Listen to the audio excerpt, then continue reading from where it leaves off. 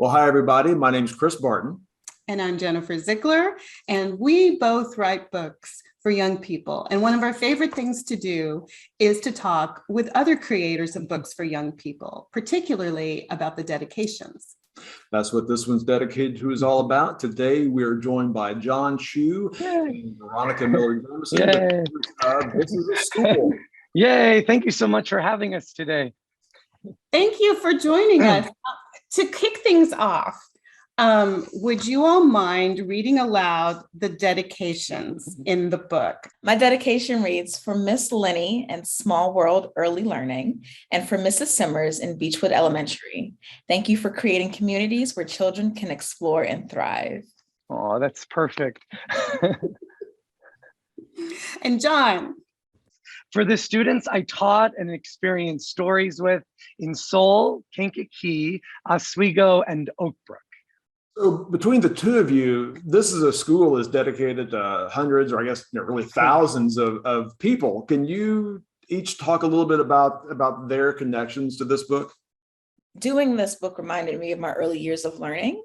And so Miss Lenny at Small World Early Learning Academy, she was my preschool teacher and my kindergarten teacher. So I was at Small World Early Learning through preschool, graduated kindergarten. There's a very cute graduation picture somewhere. And I dedicated this book to her because not only did she teach me over, like almost 35 years ago, she also taught my little sister. And she is still teaching now in Pittsburgh. And so she has been a steadfast educator in my family, and then also, in the wider educational community. And the same goes for Mrs. Simmers at Beechwood Elementary. She was my science teacher in the 3rd grade. She made me so interested in science. It was always fun to be in her class. She also taught my younger brother, and she taught my little sister too. And my little sister was very good friends with Mrs. Simmers' daughter when they were in grade school together. So again, just another, familial teacher connection. She's also been a person that has taught several people in my family and is also still teaching. So I thought they would be the perfect people to dedicate this work to. So I dedicated, this is a school to each school where I was either a homeroom teacher or a school librarian. So I'll go through all of them. So when I graduated from college, which I graduated in only 3 years, I felt like I was too young to get a teaching job. And so I moved as far away as I could from home, which was to South Korea. And when I arrived, I found a job teaching in a language academy. And it was an amazing experience because I would teach amazing students, but I loved that the school day started at 3:00 p.m. and it went to 10 p.m. And that was like an ideal schedule for me at that time. And I loved the students who I worked with, but I also loved the community that the teachers created because of working those really interesting hours where we would spend a lot of time together after school. And we had such a wonderful community at our school. And so I was thinking a lot about the community of students, but also the community of teachers that I experienced in Seoul, South Korea. And then I came back mid-school year and I did 2 long-term sub-positions at 2nd grade. One was in Kankakee and then the other was in Oswego. Those are both 2nd grade positions. And then I got my own classroom as a 3rd grade teacher, and I did that for 3 years in Oak Brook. And then I got promoted to 4th grade, and I was a 4th grade teacher in Oak Brook for 1 year. And then I went to library school to learn how to be a librarian, and I became the school librarian at the school where I was a 3rd and 4th grade teacher. So I dedicated the book to every student who I taught at those buildings, but I also was thinking about all the kids who I met as the ambassador of school libraries, but they did not make the dedication. You got to save somebody for the next book. Yes. Well, as you all know, the last couple of years have been particularly hard on schools and on school communities. And I was wondering whether that had any effect on the decisions you made in creating the book, or how you dedicated it, or how you're introducing it to readers today. Yeah, that's a really good question. Can I answer it first? Because Veronica's gonna have a lot more to say about it than I. But I do like to say, again, I'm at a school. I just finished talking to the book with students. And I always start by saying, I wrote this in 2019. It was written before the pandemic. The dedication was before the pandemic. Again, really hard to have a book coming out about school at this time. But I think it's so needed right now.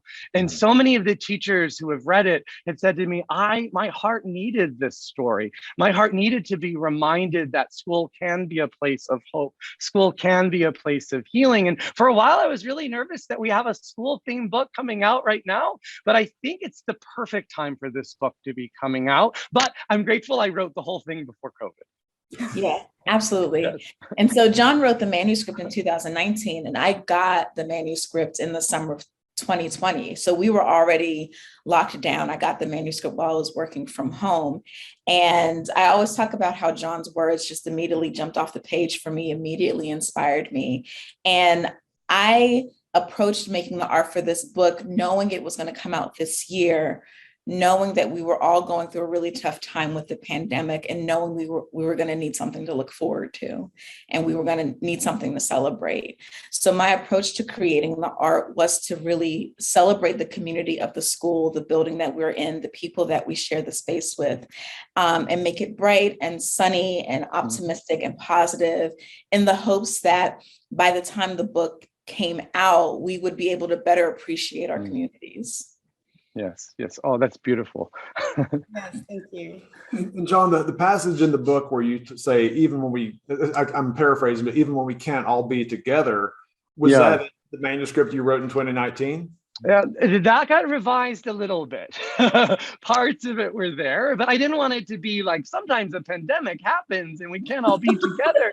And so I'd already been thinking about like snow days, which I hope aren't taken away from children forever, because every teacher deserves a snow day, and of course students as well. And so I was thinking about, snow days, or when someone breaks a leg or breaks an arm, or they're sick, or a family member is sick and so they're out of school because of that, or there's a global pandemic. And so I love the way that Veronica illustrated it and interpreted it exactly that way. A little girl can't be at school because she hurt her leg, and there's a Zoom moment there where you see Noah and Noah's friend on Zoom. And so I love that Veronica found a way to include that.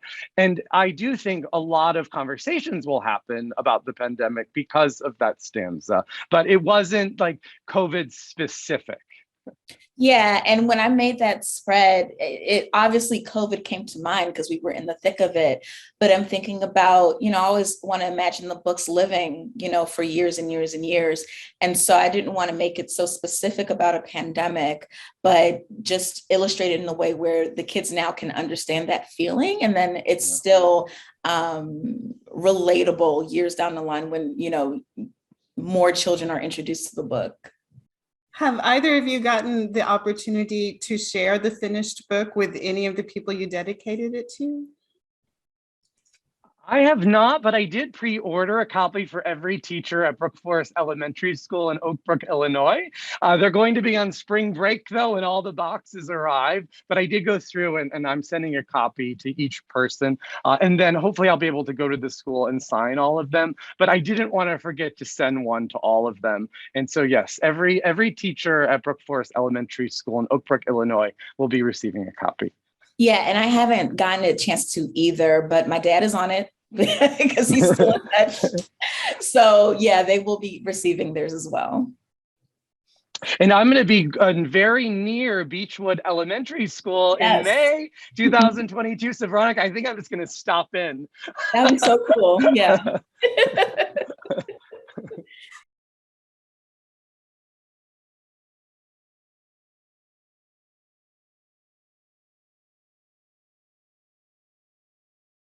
And the first person you always think about is your mom. She also makes the request to have the book dedicated to her.